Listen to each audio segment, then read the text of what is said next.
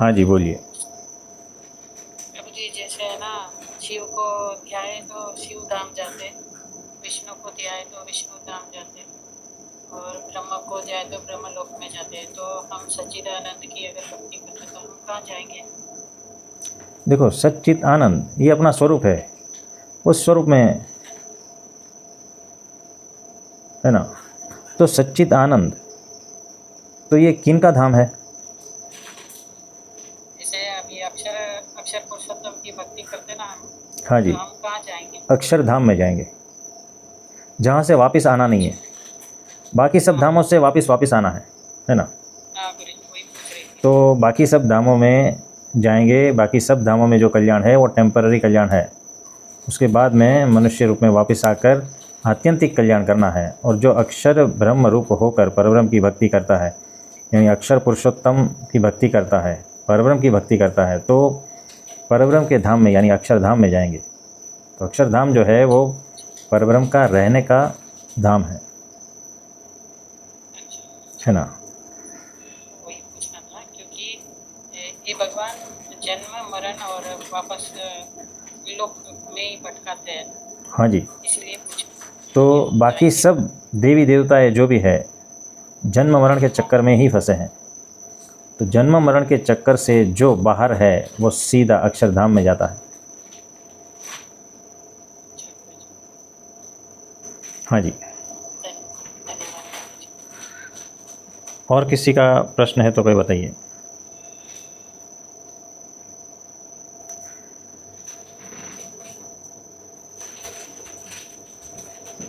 प्रभु जी प्रणाम। आप कहते हैं कि चीजें जैसी है वैसी ही देखो, तो जो चीजों को उस प्रकार से नहीं देख पाता, भेद करता है, वो तो अहंकार ही होता है। परंतु प्रभु जी, इसमें भी एक बात तो ये है कि क्या कहते हैं, अगर मेरे सामने कुछ अनुचित अनैतिक हो रहा है और मैं उसे साक्षी साक्षी बनकर देख रही हूँ, अब मैं उसको बदलने की दिशा में कोई कदम उठाती हूँ तो चीजें बदल भी सकती हैं और बिगड़ भी सकती हैं, बेहतर भी हो सकती हैं, बदतर भी हो सकती हैं, पर हर स्थिति में वो मुझे मंजूर है। पर अगर शुरुआत में ही ये कहें कि चीजें जैसी हैं वैसी हैं और वो मुझे मंजूर हैं, तो उन्हें बदलने का स्कोप खत्म नहीं हो जाता क्या? नहीं, देखो कैसा है। पहली बात तो जहाँ पर मैं स्थित हूँ वहाँ से तो चीज़ें जैसी है वैसी ही है और वो मुझे मंजूर है, बात ख़त्म हो गई। फिर और एक स्टेप नीचे आओगे तो चीज़ें जैसी है वैसी है, लेकिन वो मुझे मंजूर नहीं है। फिर और नीचे स्टेप्स आते हो तो कुछ एक्शन में आते हो, है ना। तो आपको उस वक्त जो उचित लगता है वो करना है, जो अनुचित लगता है उसको रोकना है ना। तो बाद में जो भी हो जाएगा उसका परिणाम भी मुझे मंजूर है ना। तो शुरू से लेकर एंड तक सारा कुछ मुझे मंजूर है। यानी जब चीज़ें जैसी थी वैसी थी तब भी मुझे मंजूर है। फिर जब उसको मैं देखता हूँ अलग नज़रिए से कि इतना अनुचित है तो इसको मुझे चेंज करना है, तब भी वो ही कंसेप्ट रहेगा। इसका परिणाम जो भी आएगा वो मुझे मंजूर है और एंड तक मुझे सारा कुछ मंजूर ही है।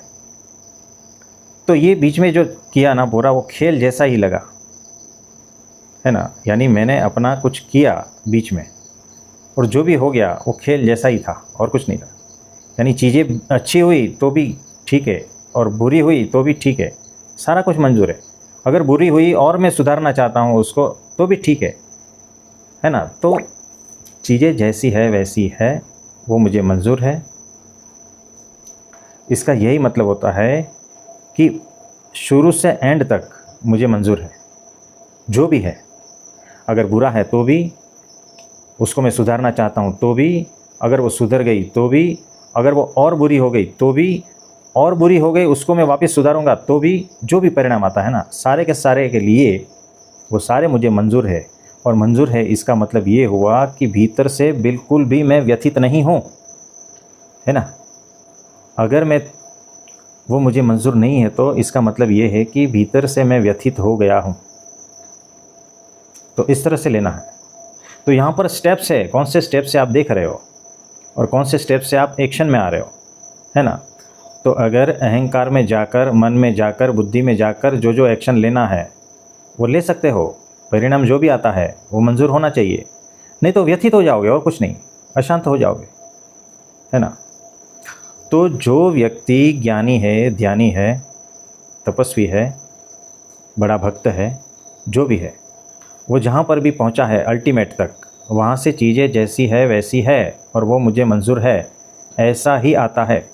लेकिन अगर कुछ ऐसी घटना उसके सामने घट रही है तो उसके भीतर वो दया, वो करुणा, वो सारा भाव होना चाहिए और उस हिसाब से वो एक्शन लेता है ना। तो एक्शन लेना, तो वो जो दया करुणा की वजह से उसके भीतर से वो सारा कुछ बहा, वो क्रियाएं बही, इसका ये मतलब नहीं कि वो अहंकार से आ रहा है ना। तो अहंकार से नहीं आ रहा है, वो आत्मस्थिति से आ रहा है, आत्मस्थिति वाली करुणा और दया भाव से वो आ रहा है, वो एक्शन वहाँ से आ रहा है। तो यहाँ पर दो चीज़ है, आप एकदम एग्जैक्ट अलग नहीं कर सकते। बहुत ही फाइन भेद रेखा है कि माया वाली करुणा, दया और माया से पार वाली, है ना। तो ऐसा है। हाँ जी। प्रभु जी, कई बार सेवा करने के दौरान ऐसा होता है कि कभी किसी को कुछ कह दिया जाता, उसके भले के लिए ही कहा जाता है प्रभु जी। और कई बार ऐसा होता है कि मतलब हमें खुद भी नहीं पता होता, लेकिन जैसे उनको थोड़ा सा समझाने के तौर पर डांटने जैसे शब्दों का प्रयोग हो जाता है और तो उनको बुरा भी लगता होगा प्रभु जी। तो उसके लिए हमें क्या प्रायश्चित के तौर पे करना चाहिए? क्या रोज क्षमा याचना करनी चाहिए या एक दंडवत अधिक, पंचांग प्रणाम अधिक करना चाहिए प्रभु जी? क्योंकि सेवा के कार्य में ये सब बातें तो आ ही जाती हैं। तो देखो, वो सब आता है, कोई बात नहीं।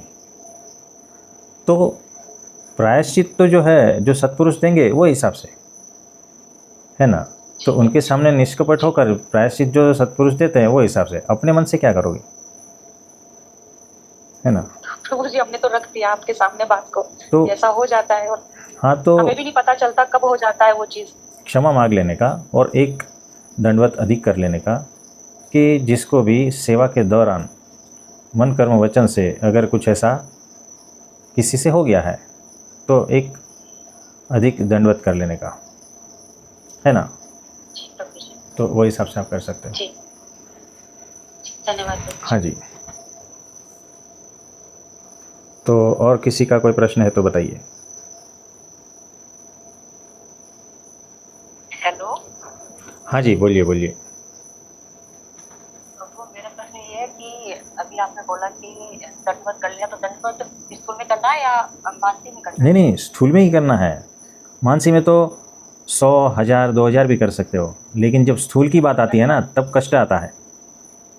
दंडवत यानी लेट के प्रणाम? हाँ, लेट के पूरा, है ना, भगवान के सामने पूरा लेट के दंडवत करना है, प्रणाम करना है और माफ़ी मांग लेनी है कि मुझसे ऐसा ऐसा हो गया है, उस भक्त का ऐसा ऐसा अपराध हो गया है, उसको ऐसा ऐसा मैंने कह दिया, उसको बुरा लगा होगा, ये सारा कुछ जो है। तो हे भगवान, मुझे माफ़ कर दो, और उनसे भी माफ़ी मांग लेनी है मानसिक रूप से, जिसका अपराध हो गया हो उनसे भी माफ़ी मांग लेनी है ना। इस तरह से तो आपका प्रायश्चित हो जाता है। प्रभु जी, स्त्रियां दंडवत, देखो, तो जब रूम बंद है ना तब कर लो, अच्छा हाँ ठीक है। जी। और किसी का कोई प्रश्न है तो बताइए।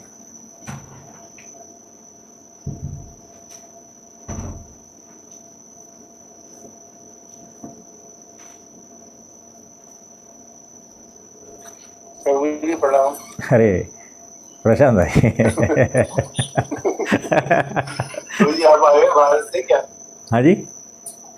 आप बाहर से आगे घूमते हैं क्या? नहीं, मैं वहीं हूँ, अभी आबू में ही हूँ मैं। तो अच्छा, आज थोड़ा जल्दी आ गया, वहीं तो से कर रहे हैं। हाँ, आज जल्दी आ गया तो सोचा कि ले लेते हैं सेशन, है ना, तो सबसे मिलना भी हो जाएगा। जी प्रभु जी। हाँ जी। प्रभु जी, विकार कम नहीं हो रहे हैं, दोष कैसे कम होंगे? देखो, आप एकादशी कर रहे हो ना, अब अगली एकादशी जो है ना, निर्जला करो आप, जी है ना, और अखंड स्वामी नारायण ऐसा भीतर से जप करते रहो। जी और अगर जी प्रभु विचार ज़्यादा आते हैं, विकार ज़्यादा परेशान करते हैं, तो ज़ोर से बोल कर करना है और ताली बजा कर स्वामी नारायण इस तरह से करना है जी प्रभु जी। है ना। और सत्पुरुष को जो भी रहेगा बता देना है कि ये विकार है, ये तकलीफ़ है, मुझे परेशान करती है, तो वो हिसाब से समाधान हो जाएगा, जी प्रभु जी। है ना। तो कोई नहीं, वो हो जाएगा सब।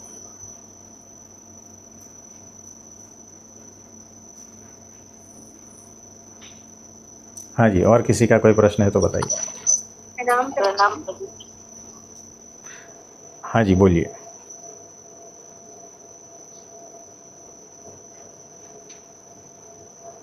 बोलिए। प्रणाम। हाँ, प्रणाम प्रभु जी। हाँ जी। प्रभु जी, अपने घर में मंदिर है, मंदिर में हमने मूर्ति प्रतिष्ठित तो नहीं की है। और प्रभु जी, आपसे जुड़े और उससे पहले की बात अगर बताए तो ज़्यादा पूजा पाठ में या मंदिर में इतना मतलब इतनी रुचि नहीं थी। आप ध्यान में बैठना वो अच्छा लगता है, संतों के संग कहीं भी संत आए वहाँ उनके दर्शन के लिए जाना, ये सब रहता था। बस मंदिर में पूजा ये सब नहीं करते थे पहले। हाँ। इतना मतलब जो अनायास जो मतलब जो घर का थोड़ा जो हमारा पहले से जो थोड़ा वो धर्म के हिसाब से अभी दूर कर दिया, लेकिन बहुत चाव से बहुत विश्वास के साथ ऐसा नहीं करते थे। तो प्रभु जी, अभी अब मूर्ति की बात आती है तो प्रभु जी भी ऐसा होता है, आप जैसे कहे मूर्ति आप अपनी ओर से हम प्रतिष्ठित करके अगर आप लेना चाहते हैं तो जी बहुत मन है। तो कोई बात नहीं, वो हो जाएगा, है ना, जब समय आएगा तो हो जाएगा। और जब तक नहीं है तब तक जो है मन में अक्षर ब्रह्म सत्पुरुष का ध्यान करना है और दंडवत प्रणाम कर लेना है। अगर किसी से कुछ अपराध हो गया, ऐसा कुछ है ना, तो इस हिसाब से। हाँ जी, और किसी का? प्रणाम। हाँ जी, प्रणाम। बोलिए। प्रभु जी, मेरे आपको दोष दिखते हैं विपरीत दूसरों में, बहुत प्रयास करते हैं और फिर भी दोष दिखने लगते हैं, दोष कम नहीं हो रहे देखो। हाँ जी, तो दोष दिखना यानी कि बहुत ही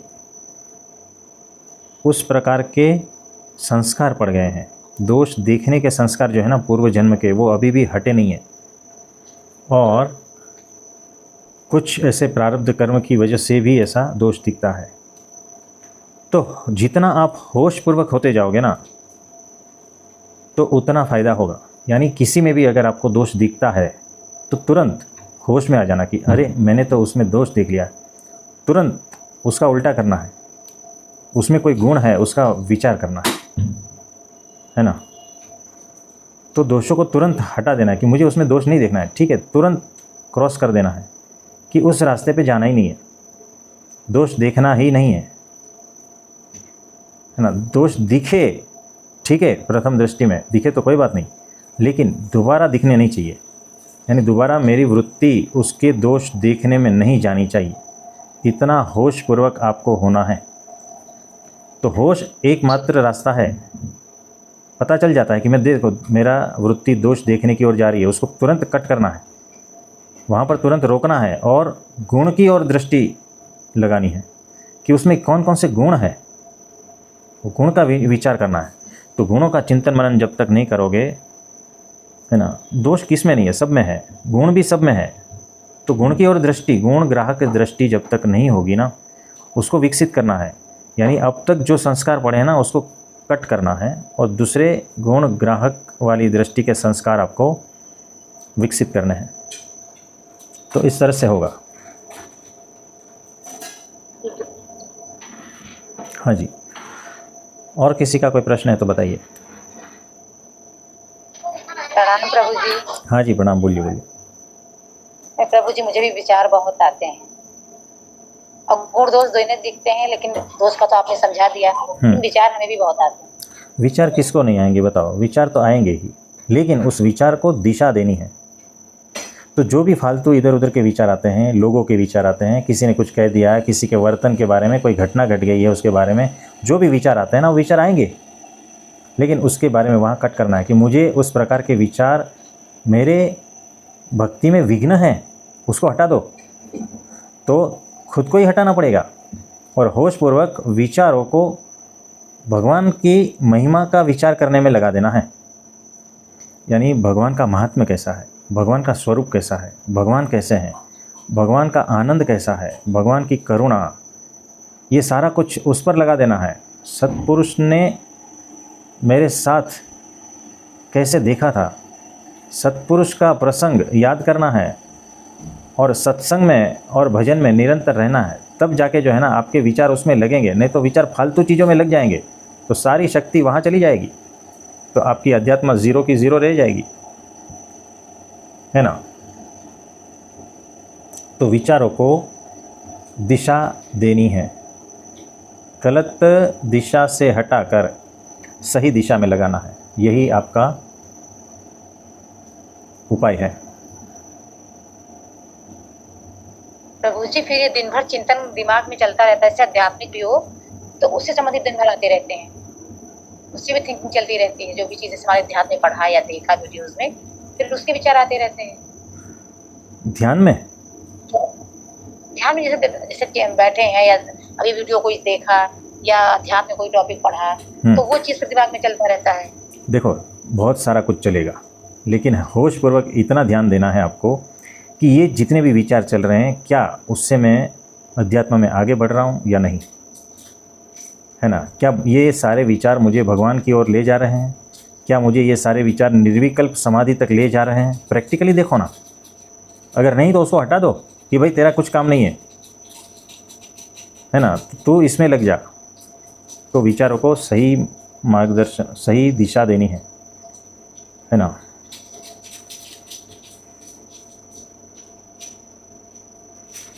धन्यवाद। हाँ जी, और किसी का कोई प्रश्न है तो बताइए।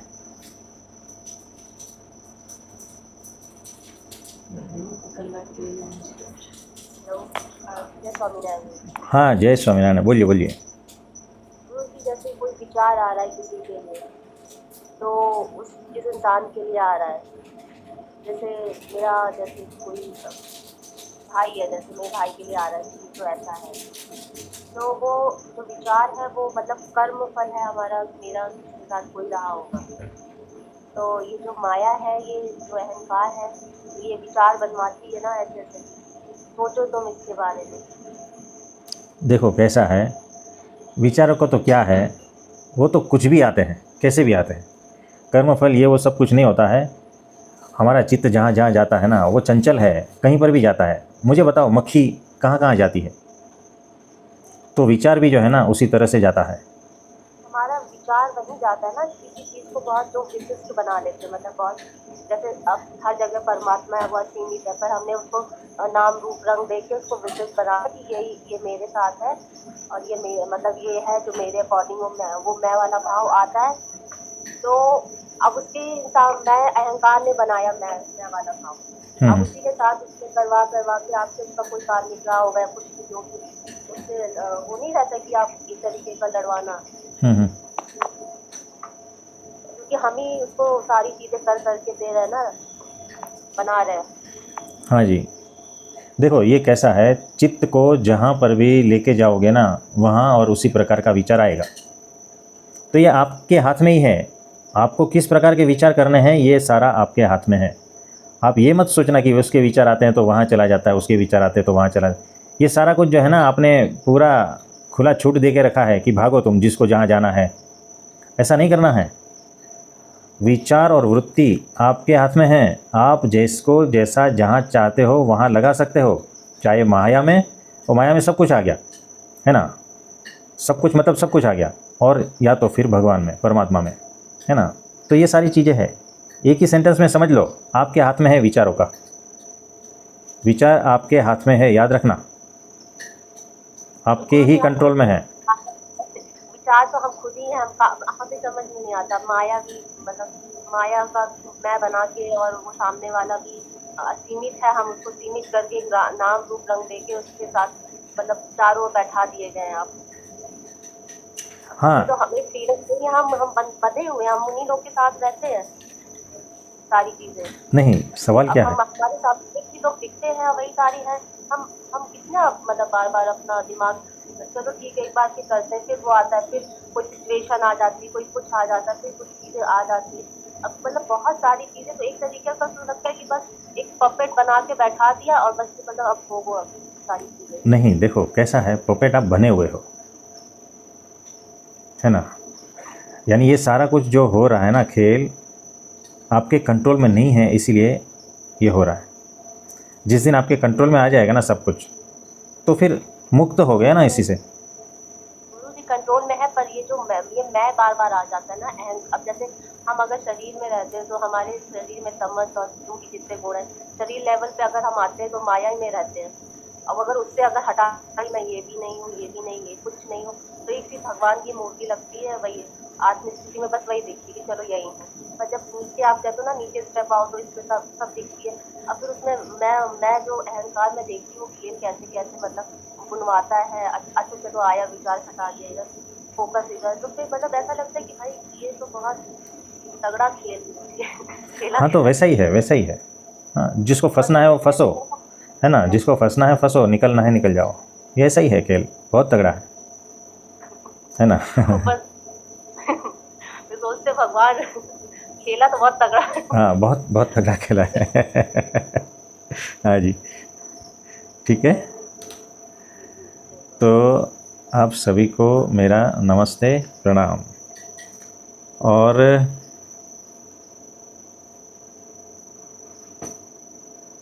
हाँ जी, अब आ गया हम वीडियो पे, लाइव पे।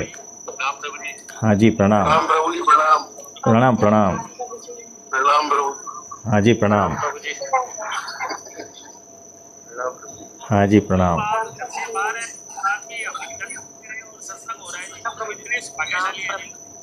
प्रणाम प्रभु हाँ जी, हाँ जी, हाँ जी, प्रणाम प्रणाम। परिणाम प्रभु जी, हाँ जी, प्रणाम। कितने से बोलते हैं? हाँ जी, हाँ जी, बोलिए बोलिए। प्रणाम प्रभु जी। हाँ जी, प्रणाम। ठीक है।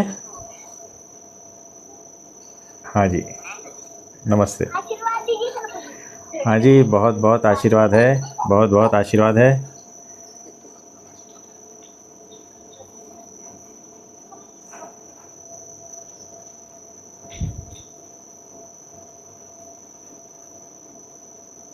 प्रणाम प्रभु जी। हाँ जी, प्रणाम। ठीक है।